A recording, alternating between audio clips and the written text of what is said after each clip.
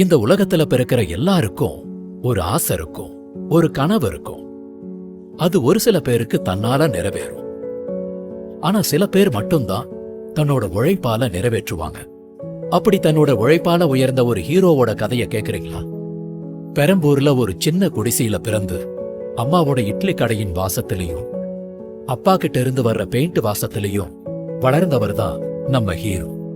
பண கஷ்டம், மன கஷ்டம்னு வாழ்க்கையில தொடர்ச்சியா கஷ்டத்தை மட்டுமே சந்திச்சுட்டு வந்த இவரு வீட்டுல விளக்கில்லாத இரவுல கூட தெரு விளக்கலையும் கெரோசின் விளக்கலையும் படிச்சு எப்படியாவது முன்னுக்கு வரணும்னு விடாமுயற்சியோட போராடிட்டு இருந்தாரு.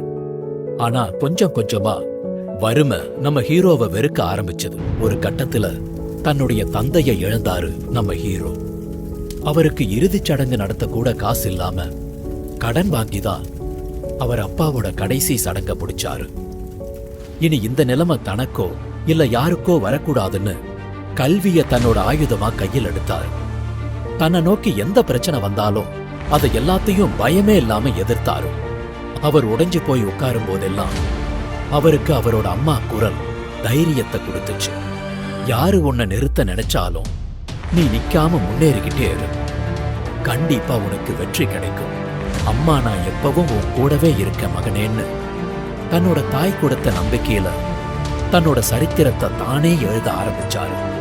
பெண்களை தெய்வமாக நம்ம ஹீரோ மதிக்க ஆரம்பிச்சாரு. காரணம் அவரோட தெய்வமான அவங்க அம்மாவாலதான். இந்த உலகத்துல அம்மாவை மிஞ்சிற ஒரு சக்தி யாரும் கிடையாதுன்னு அவர் நம்பினார். ஆனா கொஞ்ச நாள்லயே அவர் அந்த தெய்வத்தையும் பார்க்க முடியாம போச்சு. ஆனா இப்ப வரைக்கும் சாமி கிட்டயே சண்டை போட்டு என்னோட மகனுக்கு இதெல்லாம் கிடைக்கணும்னு அவங்க அம்மா மேல இருந்து வாங்கி தராங்கங்கிற நம்பிக்கைய அவர் இழக்கல. யாரு உன்னை நிறுத்த நினைச்சாலும் நீ நிக்காம முன்னேறிட்டே இரு, கண்டிப்பா உனக்கு வெற்றி கிடைக்கும். அம்மா நான் எப்பவும் கூடவே இருக்கேன், நீ எதுக்கும் பயப்படாத.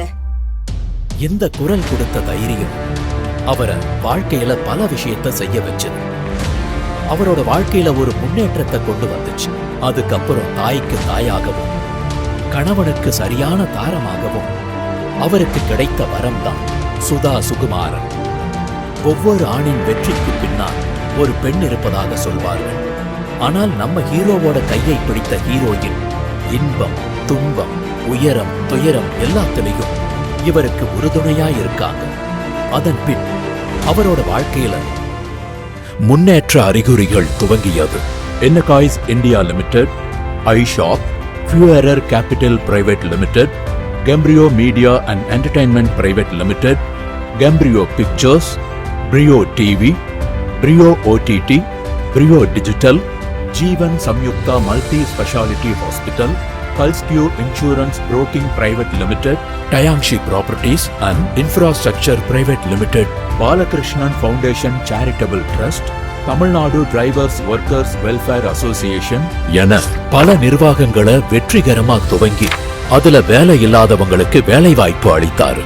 பாலகிருஷ்ணன் ஃபவுண்டேஷன் ஒன்னு உருவாக்கி ஆயிரக்கணக்கான பல்லாயிரக்கணக்கான லட்சக்கணக்கான சமூக பணிகளை மக்களுக்காக நடத்திக்கிட்டு இருக்காரு.